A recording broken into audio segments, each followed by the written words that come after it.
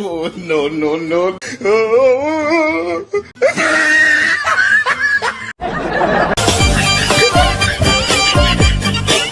Hello everyone, আজ হলো third Eid.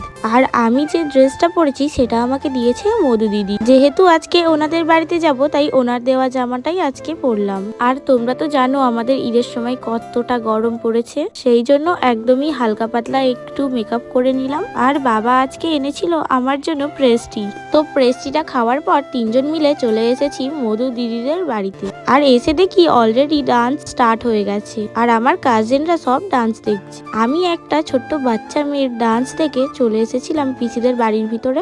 আসার সাথেই না সাথে আমাকে এদিকে খেতে দিয়ে দেওয়া হলো ছোলার তরকারি আর পুরি। তো আমি একটা পুরি খেয়ে আবার চলে এসেছি মধু দিদির সঙ্গে ডান্স দেখতে। একটা সুন্দর কাপাল ডান্স হচ্ছে, তোমরা একটু কাপাল ডান্স এনজয় করে নাও।